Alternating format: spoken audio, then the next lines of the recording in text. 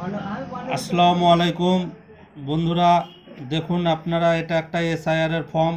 এটা আপনারা কিভাবে ফিল আপ করবেন। এই ফর্মে 4টে পার্ট আছে। এখানে একটা, মিডিলে একটা, এই সাইডে একটা, এই সাইডে একটা। ওপরে যে পার্টটা দেওয়া আছে এটা অলরেডি ফিল আপ করা আছে, যেটা 2025-এর ভোটার লিস্ট সেই অনুযায়ী আছে। এখানে একটা ছবি আছে, সেটাও 2025-এর ভোটার লিস্ট অনুযায়ী আছে। এখানে একটা এখন বর্তমানে একটা ছবি তুলবেন। ছবিটা স্ট্যাম্প সাইজের ছবি তুলে এখানে সাঁটিয়ে দেবেন, ব্যাকগ্রাউন্ড যাতে সাদা হয়। অর্থাৎ আপনার ছবিটা হবে কালার, কিন্তু পেছন দিকটা, ছবির পেছন দিকটা সাদা হবে। এবার এই যে অপশানগুলো আছে এগুলো ফিল আপ করবেন কীভাবে। এগুলো বর্তমানে যে আপনার Aadhaar card, voter card, bank account বা অন্য কোনো ডকুমেন্টস আছে, সেই ডকুমেন্টসে যে নামগুলো আছে, যেগুলো আপনার সঠিক তথ্য, সেই তথ্যগুলো এগুলোতে ইনপুট করবেন।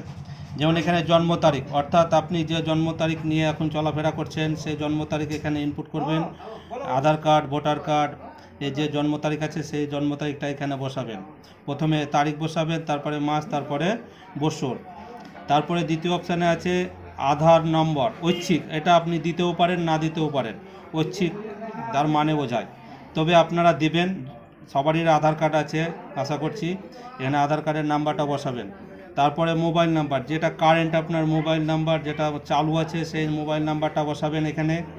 এখানে পিতার বা অভিভাবকের নাম, পিতার নামটাই লিখবেন এখানে। অভিভাবক আপনার যদি পিতা না থাকে, অন্য কেউ গার্জেন হয় আপনার, তাহলে এখানে আপনার সেই অভিভাবকের নাম লিখবেন, তবে বেশিরভাগ পিতার নামটাই লিখবেন।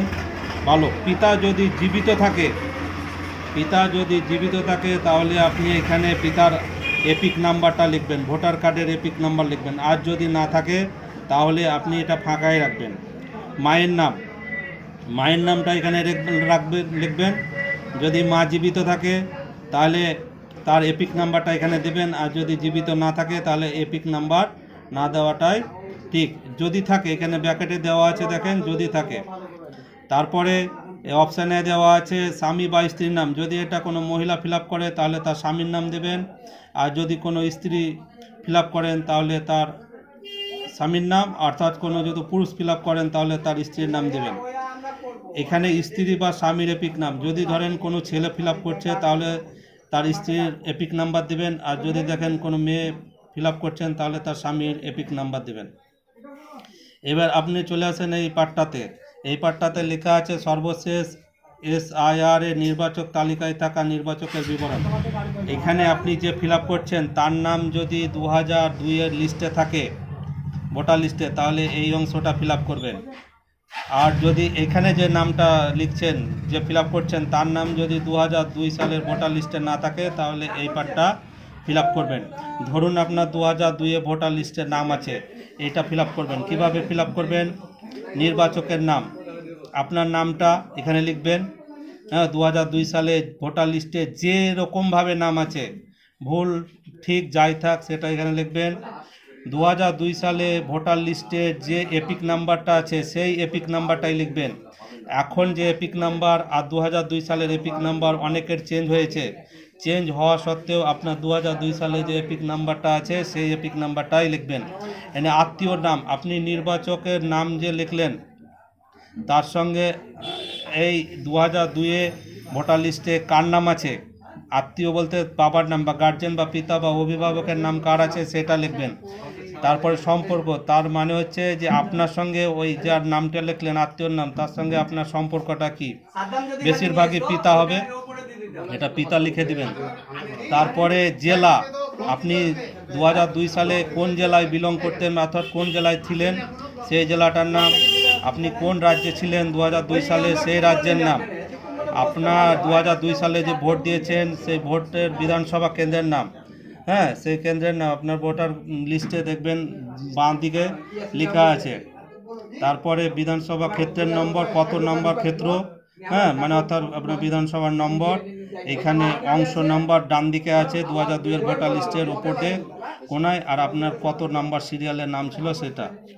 আর এই সাইডটা দেখুন, এই সাইডে যাদের 2002 সালে ভোটার লিস্টের নাম নেই, ঠিক আছে, অথচ তাদের বাবা বা মায়ের বা কারো ভোটার লিস্ট, কোনো রিলেটিভের ভোটার লিস্টের নাম আছে 2000 সালে, তাদের জন্য এটা নাম লিখবেন। অর্থাৎ এইখানে যে নামটা লিখেছেন তার বাবার নাম লিখবেন এখানে। ধরেন আপনি ফিল আপ করছেন, আপনার বাবার নামটা এখানে লিখবেন। তারপরে আপনার বাবার 2002 সালে এপিকের কী নাম আছে, এপিক নাম্বার, সেটা লিখবেন। আর আত্মীয়র নামের জায়গায় লিখবেন আপনার বাবার নাম, অর্থাৎ দাদুর নাম লিখবেন এখানে। যে 2002 সালে ভোটার লিস্টে যে নামটা আছে দাদুর নাম, সেই নামটাই লিখবেন। আপনার বাবার সঙ্গে এই আত্মীয়র নামের আপনার কি সম্পর্ক আছে, সেই সম্পর্কটাও, বেশিরভাগের ক্ষেত্রে বাবা হবে, এখানে বাবা লিখবেন। কোন জেলাতে ছিল 2002 সালে সেই জেলাটার নাম লিখবেন, রাজ্যের নাম লিখবেন এখানে। আর বিধানসভা ক্ষেত্রে 2002 সালে এখানে যে ব্যক্তির নাম লিখেছেন তিনি 2002 সালে কোন বিধানসভাতে ভোট দিয়েছেন সেই বিধানসভার নাম, ওই বিধানসভার নম্বর কত এখানে লিখবেন। আর আপনার অংশ নম্বর অর্থাৎ বুথ নাম্বার যেটা দেওয়া আছে ওই বুথ নাম্বারটা লিখবেন। 2002 সালের ভোটার লিস্টের ডান দিকে আছে যেটা। আর ক্রমিক সংখ্যা, আপনার বাবা ভোটার লিস্টে কততে নাম ছিল সেটা লিখবেন। নিচে এখানে আপনার এর নিজের সই করে দিবেন। যদি সই না জানেন তাহলে বাম হাতে বুড়ো আঙুলের টিপছাপ দিবেন, এখানে বিএলও স্বাক্ষর করবেন। এই ফর্মটা আর একটা এরকম ফর্ম আছে, এই ফর্মটা যেভাবে ফিল আপ করলেন সেইভাবে এই ফর্মটাও ফিল আপ করে এটা আপনারা নিজের কাছে রাখবেন। কারণ এটা যখন নিয়ে যাবে বিএলও সাহেব তখন এটাতে রিসিভ কপি হিসাবে আপনাকে সই করে আপনার কাছে রেখে দিবে। এই হচ্ছে এসআইয়ের ফর্ম ফিল আপ করার নিয়ম। অযথা টেনশন করবেন না, হ্যাঁ, এটা একটা ভালো জিনিস। এই বলে আমার ভিডিওটা শেষ করলাম।